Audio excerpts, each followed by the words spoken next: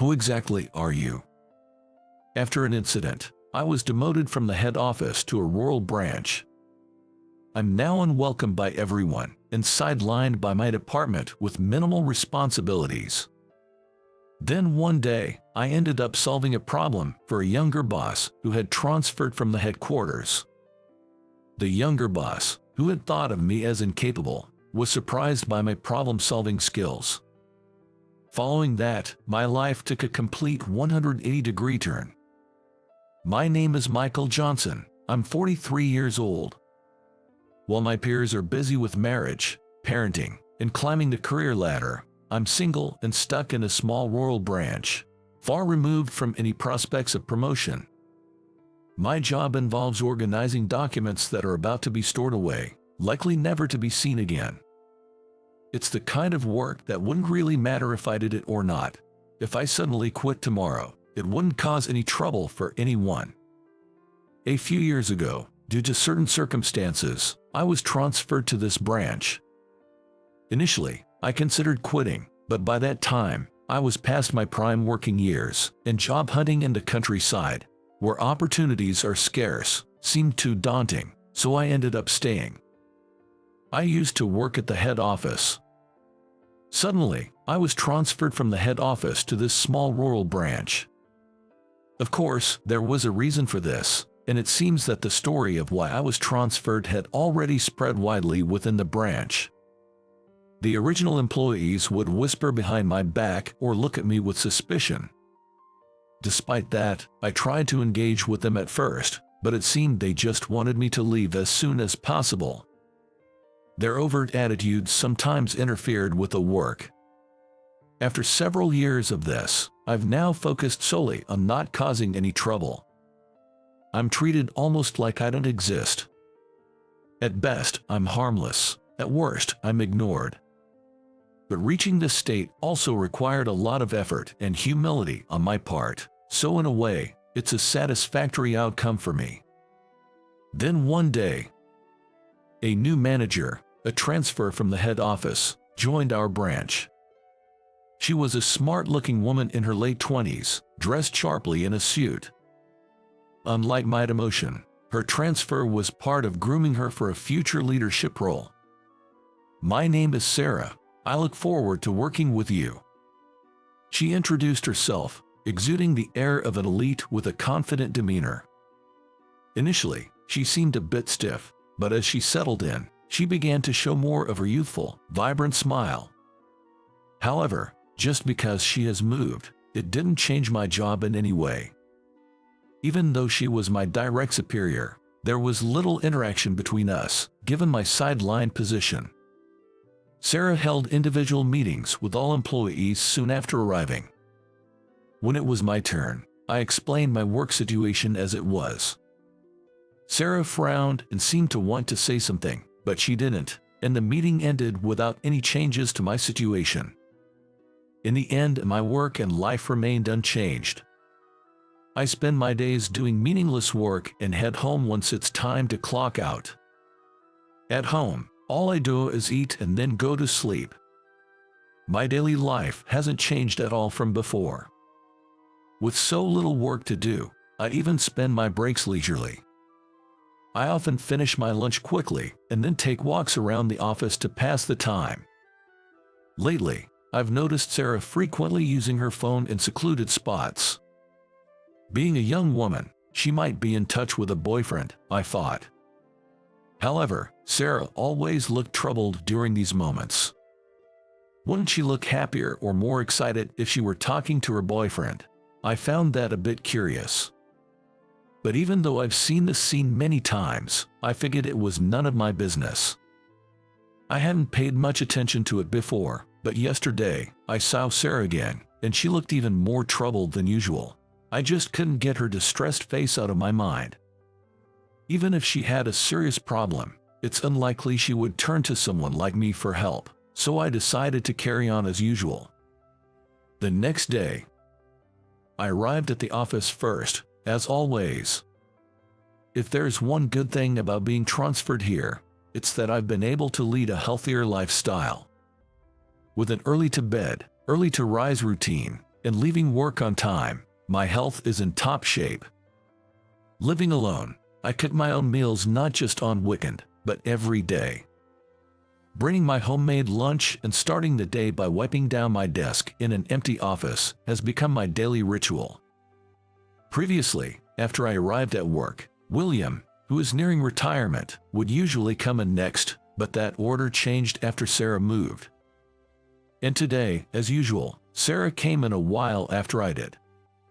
I greeted her, but noticed her complexion looked worse than usual. Today, her face was particularly pale. While watching her, I suddenly realized something. Come to think of it, she used to smile so much at first, but lately, I haven't seen her smile at all. Concerned about her extremely pale complexion, I was about to suggest that she go home, when I heard an "eh" from her desk. At that moment, William arrived, and both he and I turned our gaze towards Sarah. In the direction of our gaze, there was Sarah, pale as a ghost and trembling violently. She was shaking so uncontrollably that the phone she was holding fell to the floor with a dull thud. Seeing Sarah in such a state, I instinctively rushed over to her and asked, "What's wrong? Are you okay?" Then I saw the screen of the droppable phone. It was receiving notifications in real time, and the chat screen was filled with a one-sided barrage of harsh messages, aggressive stickers, and emojis. Seeing the chat screen brought back unpleasant memories for me. But I knew I had to prioritize Sarah right now. I pushed those resurfacing memories aside and asked her gently, "Can I take a look at your phone?" Trembling and tearful with fear, Sarah nodded and handed me her phone despite being in shock. Upon looking at the messages sent to Sarah Gay, I saw an endless stream of texts filled with harsh insults, derogatory remarks, and mocking content, all expressed in the harshest terms imaginable.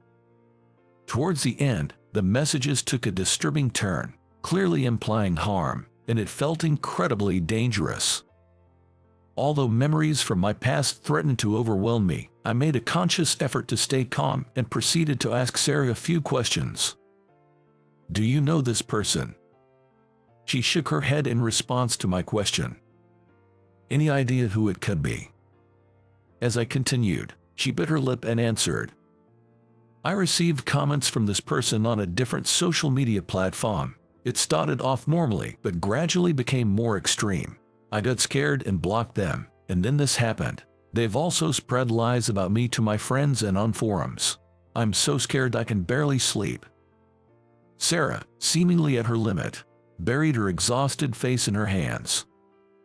Seeing Sarah like that, I felt a pain in my heart, as if I was looking at my past self.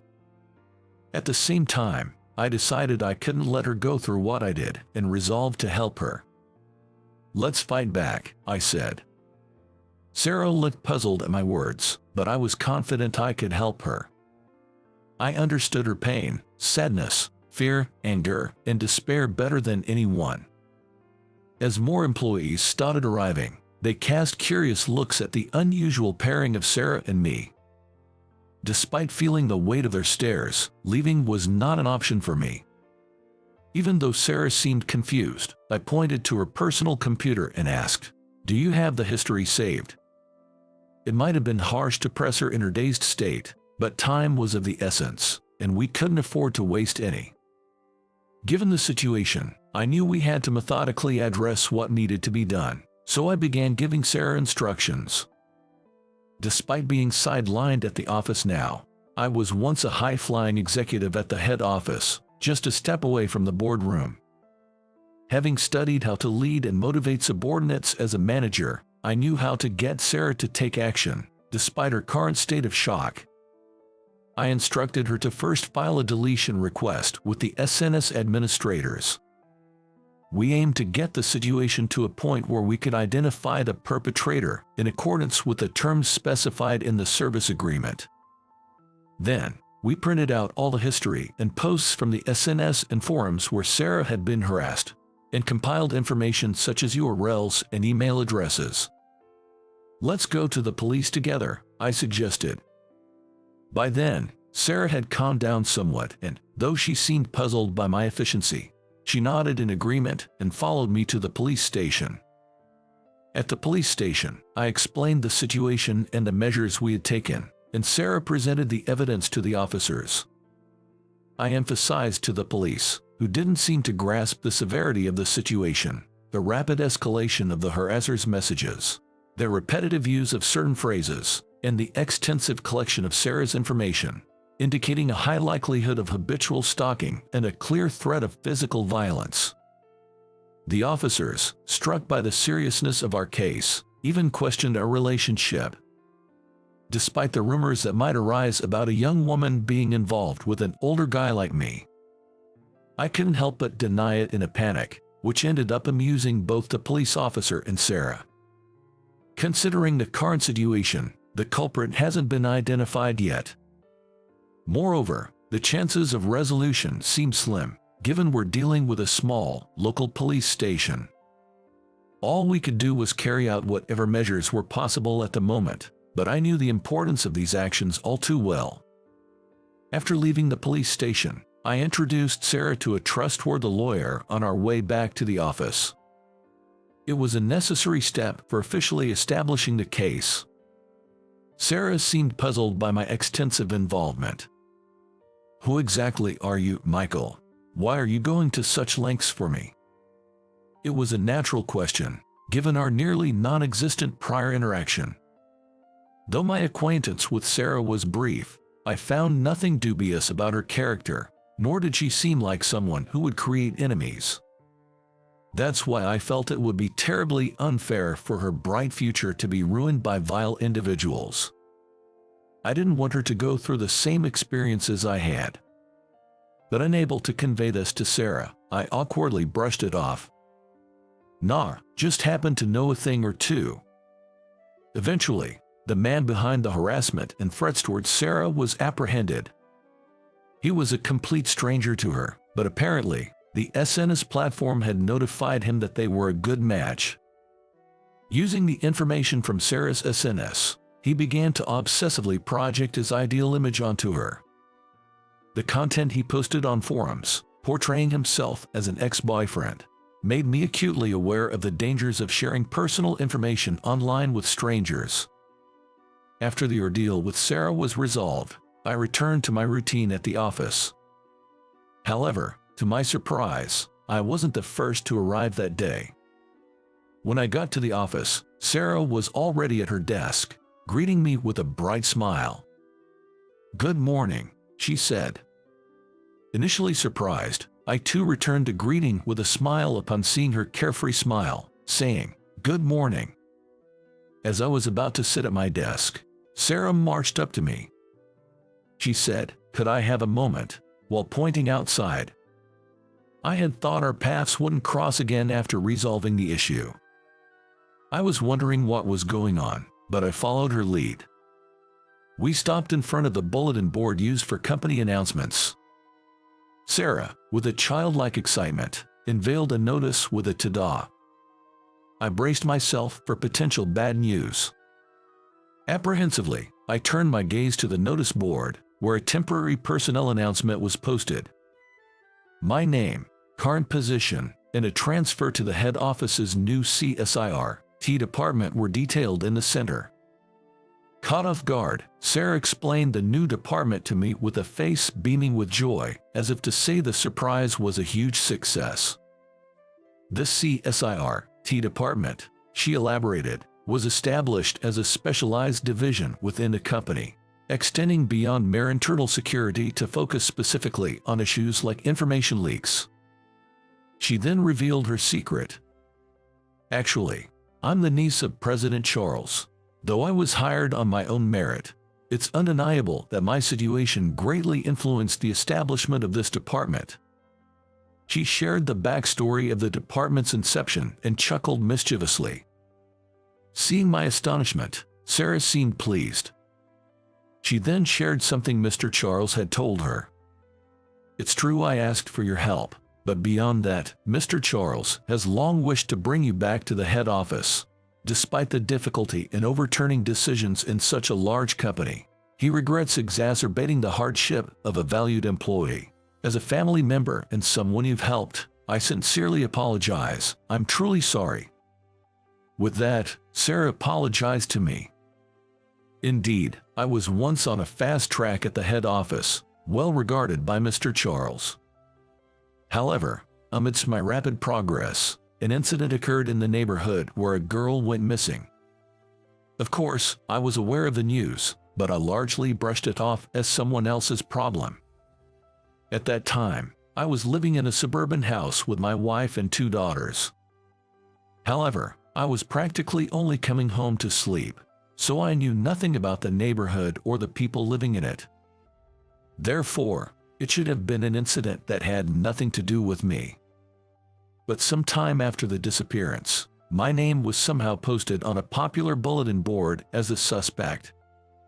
Before I knew it, my address, family, social media accounts, and workplace were all exposed, and I was condemned as a criminal by the public without my knowledge. My family and I were harassed by the media and onlookers to the point that we couldn't even return home. I was suspended from work and had to attend police inquiries.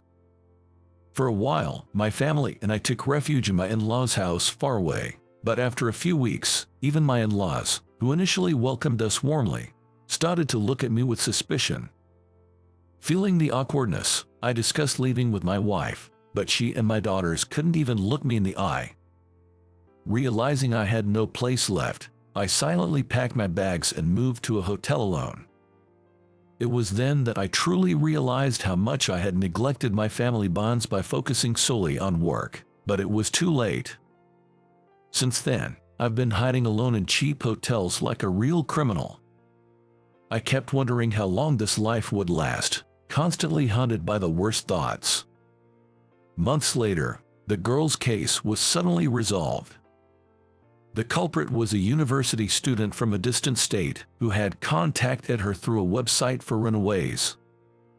He lured her to his home through clever manipulation on social media and confined her there. Of course, neither the girl or the arrested student had any acquaintance or relation to me. When I saw the news of the case being solved, I broke down and wept on the spot.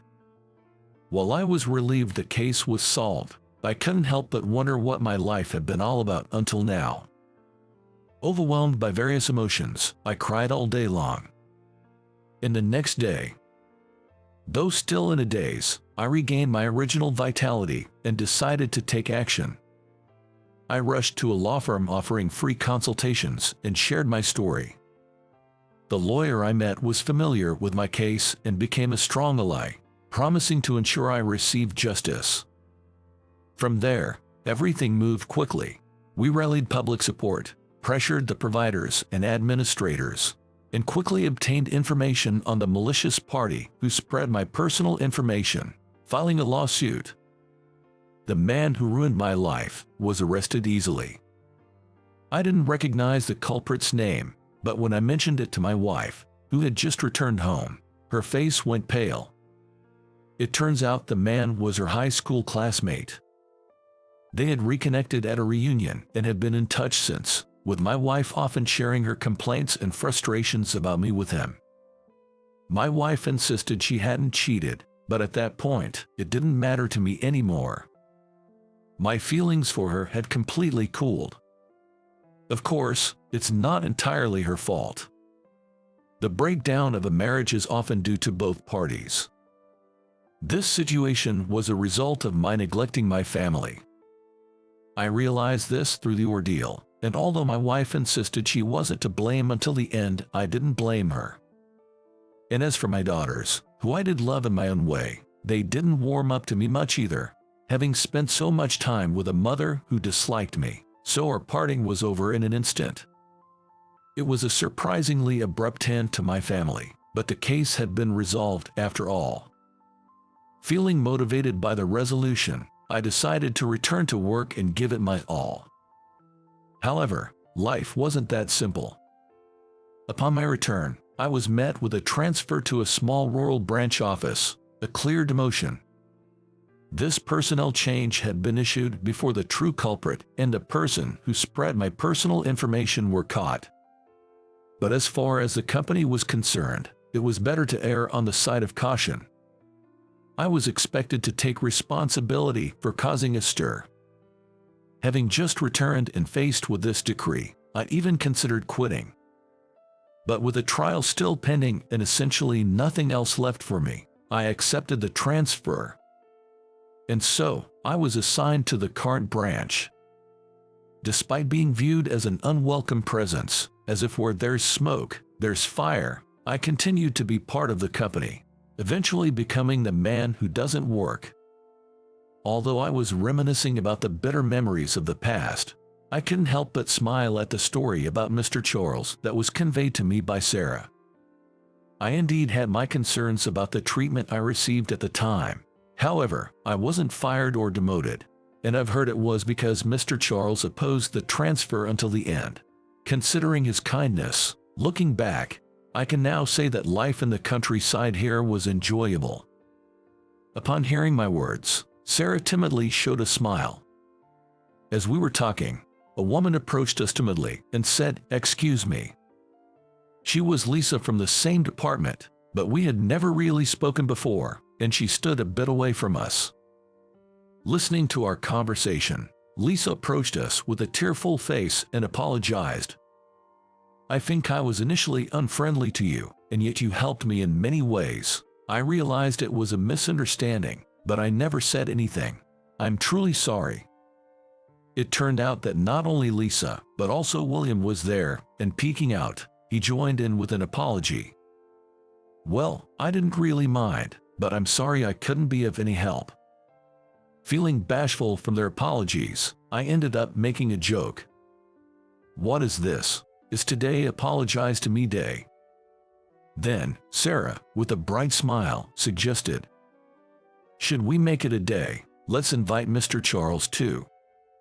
Seeing me flustered, all four of us burst into laughter. I never thought I'd see a day when I could laugh like this again. It's a secret that I felt a little teary-eyed. A month after this incident, after a surprisingly comfortable farewell party at the branch, I found myself in the president's office at the headquarters. Mr. Charles, as vigorous as ever, was there, and I felt a warmth in my heart to meet him again. Then, Mr. Charles personally explained the significance and purpose of my new department and the expectations for it after its establishment. Not many have experienced a life like yours. However, there will continue to be instances where innocent people like you and your niece suffer. It's presumptuous for a company that couldn't be there for you at that time to say this, but it's precisely because of the regret from that time that I strongly felt the need for a department that can protect not only the company, but also its employees. I believe you, who understand my requests and the meaning of the department, are the right person to lead it. I'm counting on you." Feeling a surge of resolve at his words, I firmly responded, "Yes." And so, I returned to the headquarters as the head of the new department. I was warmly welcomed by those who knew me from before. I received offers of cooperation from many people, and the feelings of disappointment and emptiness I had when I left seemed to finally disappear. I thought I had no allies, no place to belong. But I realized that there were always people who stood by me. Life is unpredictable. What seemed smooth just a moment ago can suddenly plunge into darkness. Conversely, when you think it's all over, you might find joy in unexpected places and pleasant surprises waiting for you. Having gone through various experiences, I've come to truly understand what life is about. Just as harsh natural conditions can create beautiful landscapes, I'd like to think that my experiences have added some depth to me as a person. Now, I stand in front of the new department that has become my place, once again. Slapping my cheeks with both hands to psych myself up, I say "all right" out loud and step into my new department, ready to start anew. I've always had someone unforgettable from my high school days who I had a crush on. Holding the class reunion invitation that was in the post, I made a certain resolution. If she attends this reunion, I want to convey the feelings I harbored during high school to her. With that vow in my heart, I decided to attend the reunion. Little did I know at the time that this decision would change my fate. My name is James, just an ordinary office worker you'd find anywhere. Single, with no significant other. As all my friends started getting married one by one, I felt left behind. But with my busy work schedule, I didn't have the luxury to find a partner. Then, one day, could this be? When I got home and checked the mailbox, there was an envelope labeled Class Reunion Invitation. Upon opening it, I found an invitation to a high school reunion. The invitation contained a QR code, which led to a web page where I could indicate whether I was attending. Although the reunion was scheduled for Saturday, it fell during a busy period at work, making it difficult for me to attend. I wanted to see my high school classmates, but it seemed I had no choice but to miss this time. Just as I was about to give up and tap will not attend to send it, I remembered something. Madison. A name I had almost never thought of until today suddenly popped into my head. Madison was the girl I had been infatuated with throughout my 3 years in high school. I tried to recall the delicate and beautiful Madison from back then. If Madison is going to be there. Of course, it wasn't like I still had feelings for Madison. But I was just curious about what had become of Madison, whom I hadn't seen since high school. Driven by the thought that Madison might be there, I tapped the "Will Attend" button and sent it. And then, the day of the reunion arrived. At the venue, familiar faces were joyfully catching up, their conversations blossoming. With a glass of iced tea in hand, I looked around for Madison. Ah, there she is. Madison was surrounded by several women, being showered with compliments like, "You've become even more beautiful," and "You were cute in high school, but now you're even more stunning." Indeed, Madison had become more beautiful than she was in high school. Her beauty had been refined even further.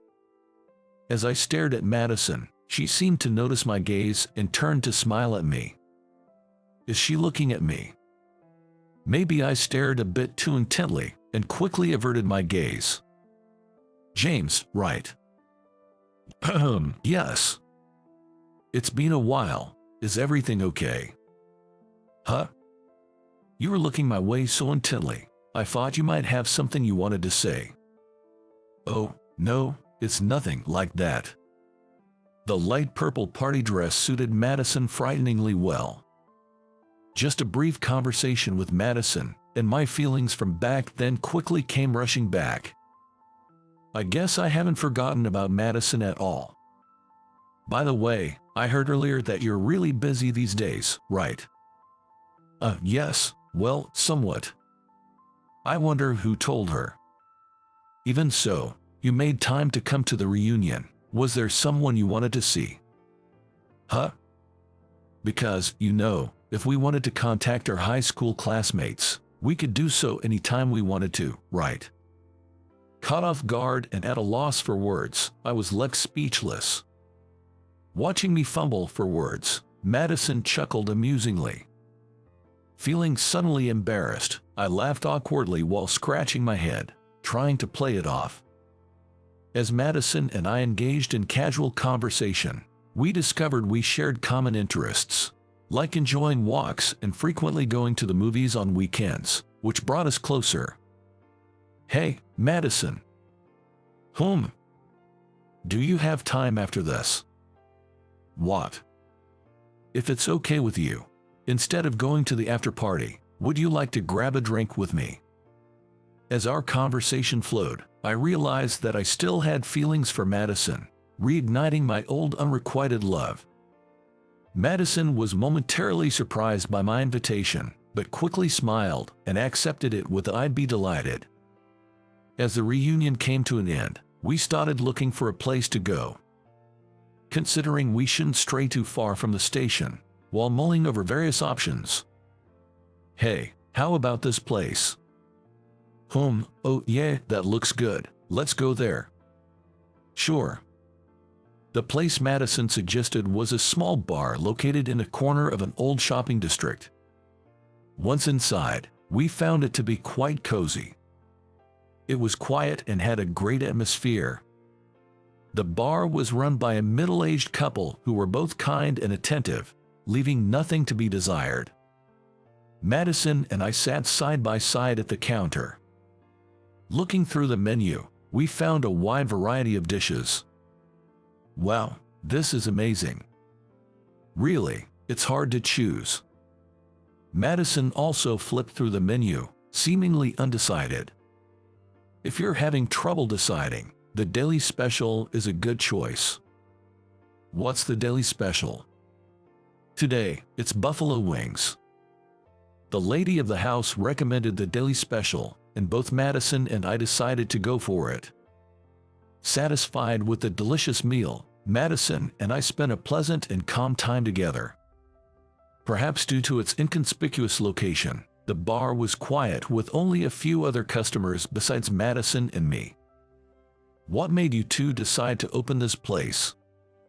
While observing the well-coordinated couple, Madison asked them. The wife was momentarily surprised but quickly smiled. We always talked about opening a place where we and everyone else could smile and spend a relaxed time ever since we met. Wow, that's wonderful. The wife laughed at Madison's reaction, while the husband shyly averted his gaze. After that, Madison and I spent our time at the bar, occasionally chatting with the couple. Couples like them are wonderful, aren't they? During a pause in our conversation with the couple, as the husband went back to cooking and the wife to attending other customers, Madison whispered, "Huh?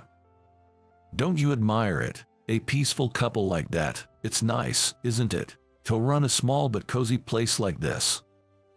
I was momentarily taken aback by Madison's unexpected remark. However, Madison's words led me to a certain resolution.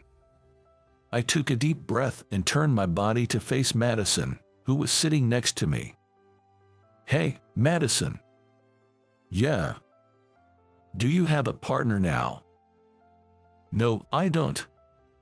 Madison's cheeks were faintly red as she said this. Was it because of the alcohol, or perhaps? I see. Like you, I'm too busy with work to have time for a partner. Work is my lover, you could say. Madison laughed amusingly and took a bite of her chicken. "So, Madison, you're busy with work too. What do you do?" "I'm a public servant." Madison answered shortly, without turning her gaze towards me. "A public servant, huh?" I imagined Madison working at an office, reaching out to help those in need. That suits her. Madison had always been kind and gentle since our school days, so it seemed like the perfect job for her. "What about you, James? What do you do?" "I'm just a regular office worker, nothing special." "I see." Madison seemed to be enjoying the conversation. It was getting late into our meal. "Sorry, I'm going to use the restroom." "All right." "Okay." After watching Madison head to the restroom, I called over to the bartender. "Excuse me." "Yes." "Could I get the bill for the two of us, please?" "Sure, no problem." The bartender's wife promptly moved to the cash register after overhearing our conversation. As I took my wallet and headed towards the register near the entrance, the door to the bar opened with a loud noise. "Huh, there's hardly anyone here." A group of 6 rowdy-looking individuals entered the bar as if they owned the place. "All right, this spot good." "Yeah, it's empty, anywhere's fine really." "What do they have here?" "No idea." The ruffians spread out the menus on the table and started discussing loudly what to order. "Hey, that looks good. What's this?" "This is..." The group began to make a lot of noise, talking loudly.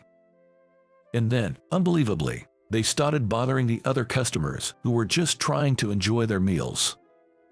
Their intimidating appearance seemed to terrify the other customers, who were met with smirks from the ruffians. "Don't be so scared, we're not gonna do anything to you. Yes, we just wanted to make friends by talking to you, that's all. Hey, hurry up and take our order." The once quiet bar became noisy. The bartender stopped cooking, unsure of how to handle the sudden situation, while his wife looked on the verge of tears as she watched the ruffians. I couldn't stand the thought of these people ruining the peaceful atmosphere of a bar started by a couple who wanted to make their customers smile. Feeling I couldn't just stand by and watch, I decided to confront the ruffians. "Hey, you guys. What do you want?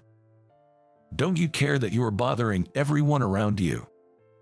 What, you playing hero? Cool, man. Huh? Mind your own business. We're paying our way, so it's all good. This place is for quietly enjoying drinks and food. If you can't respect that, you telling us to get out, what gives you the right to act all high and mighty? Then you're the one who should leave. How about we just rent out this place for ourselves? Then we won't be bothering anyone, right?" The ruffians seemed unfazed by my attempt to intervene. Instead, they suddenly decided to rent out the place and forcefully kick me out, pushed by several of them. Since I was thrown out with nothing on me, all my belongings, including my phone, were left at the counter seat. Realizing I had left my phone behind when I reached for my pocket to call the police. "Excuse me, do any of you have a phone on you?" I asked the other customers who, like me, had been kicked out of the store, but it turned out that everyone had left their belongings inside, and not a single person had a means to contact the police. Madison. I remembered that Madison had left for the restroom just before the ruffians showed up, which meant she was unaware of their presence inside. I tried to open the door, but it was locked from the inside. I moved to a window through which I could peek inside without being noticed by the ruffians.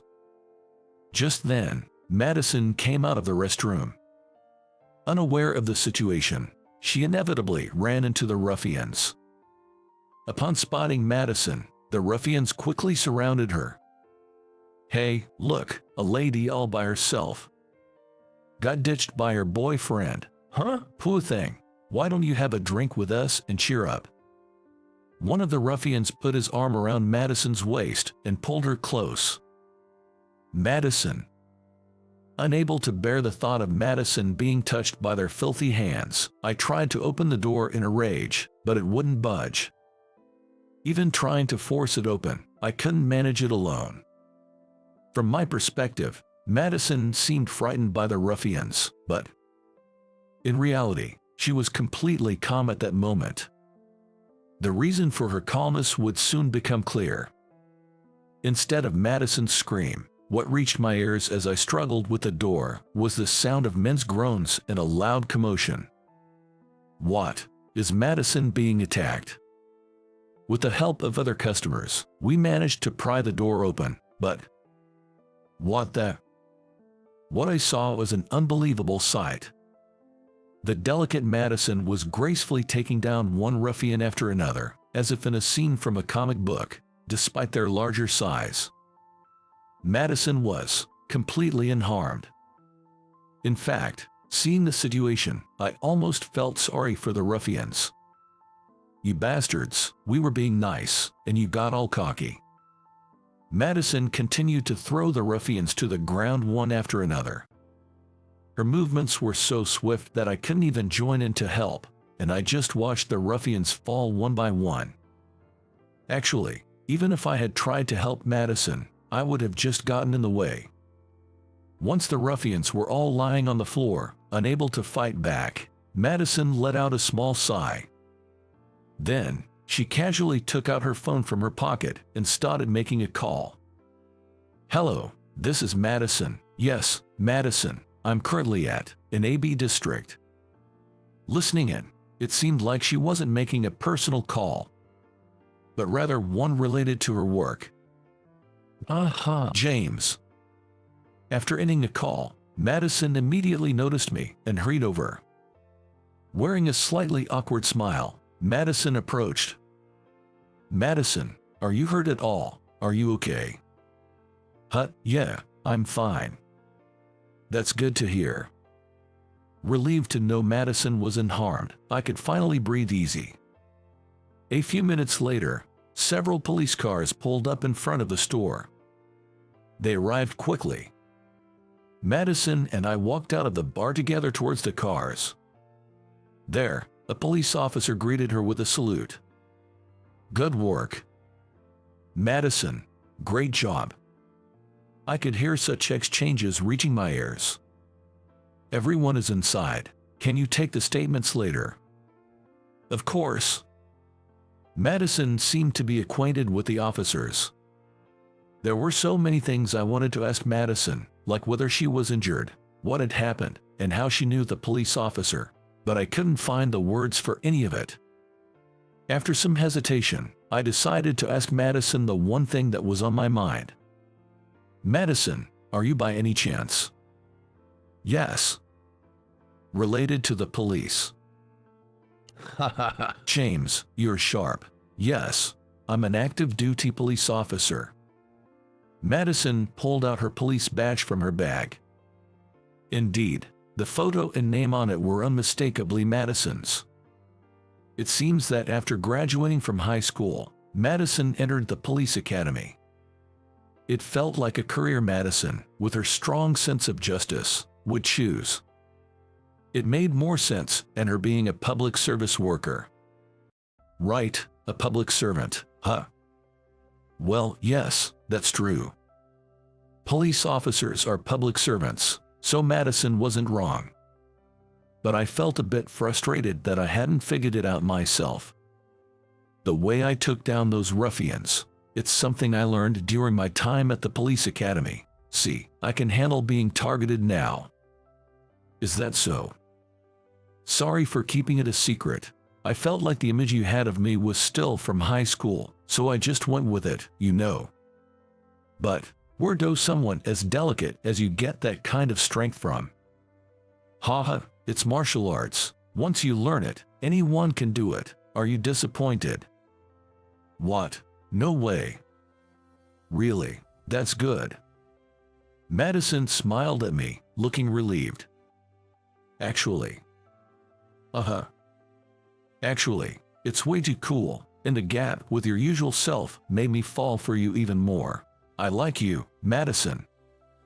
I'm so happy that you first worried about whether I was hurt. Your kindness hasn't changed since high school, and that made me so happy. You are always you, James. Does that mean? Yes, I like you too, James. And so, the feelings I harbored since high school finally found their resolution, and Madison and I officially started dating.